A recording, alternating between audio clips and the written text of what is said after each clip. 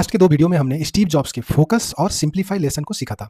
आज उनके तीसरा challenging but powerful lesson discuss करते हैं, जिसका नाम है take end to end responsibility, यानी अपने प्रोडक्ट का मैन्युफैक्चरिंग से लेके सेल्स जर्नी तक जो यूजर एक्सपीरियंस है उसका पूरी जिम्मेदारी लेना।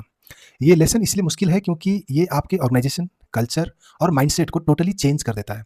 तो चलिए समझते हैं। स्टीव जॉब्स कहते थे कि people are busy, they have other things to do than think about integration. जब स्टीव जॉब्स ने आईपॉड बनाया तब बस एक म्यूजिक प्लेयर नहीं बनाया था, एक सॉल्यूशन दिया था।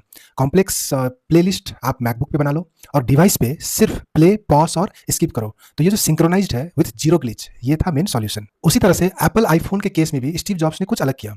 उन्होंने कहा हम सिर्फ एक फ़ोन नहीं बनाएंगे, हम एक कंप्लीट एक्सपीरियंस डिजाइन करेंगे। आईफोन का हर टच पॉइंट केयरफुली डिजाइन किया गया है।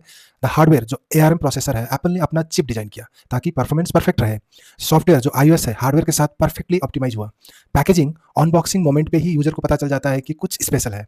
एप्पल स्टोर जहां यूजर को प्रोडक्ट समझाया जाता है, सिखाया जाता है। और इकोसिस्टम जो ऐप स्टोर है या आई क्लाउड है, जहां पर ऐप फिल्टर होके आते हैं, क्वालिटी ऐप ही लिस्ट होता है। स्टीव जॉब्स ने सिर्फ एप्पल अप्रूव्ड ऐप को ही अपने इकोसिस्टम में अलाउ किया। उन्हें डर लगता था कि कोई खराब ऐप एप्पल डिवाइस को। स्टीव जॉब्स का बिलीव था we take responsibility for the complete user experience.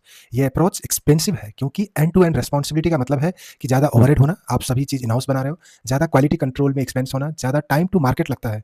उसी तरह से शॉर्ट टर्म प्रॉफिट आपका कम हो सकता है। लेकिन स्टीव जॉब्स ने यह सेक्रीफाइस लिया क्योंकि उन्हें यूजर डिलाइट की चिंता थी। स्टीव जॉब्स का एक कोट है, our DNA is as consumer company, our job is to take responsibility for the complete user experience and if it is not up to par it's our fault, plain and simply.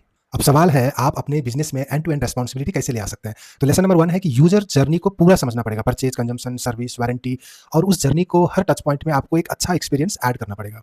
Lesson number 2 है कि siloed thinking को छोड़ना पड़ेगा। Organisation में अक्सर होता है कि डिजाइन टीम सोचता है कि एस्थेटिक के बारे में, इंजीनियरिंग टीम सोचता है फंक्शनलिटी के बारे में, वहीं सेल्स टीम सोचता है नंबर के बारे में। स्टीव जॉब्स ने यह सुनिश्चित किया कि हर टीम मेंबर को पता हो we are all responsible for the complete experience. Number 3, quality control market research से ज्यादा इंपॉर्टेंट है। एप्पल फोकस ग्रुप सर्वे नहीं करता है। स्टीव जॉब्स कहते थे people don't know what they want until you show them. अपने प्रोडक्ट को 100 बार यूज करो जैसे एक नया यूजर हो आप, आपको ऑटोमेटिकली फ्रिक्शन आइडेंटिफाई हो जाएगा।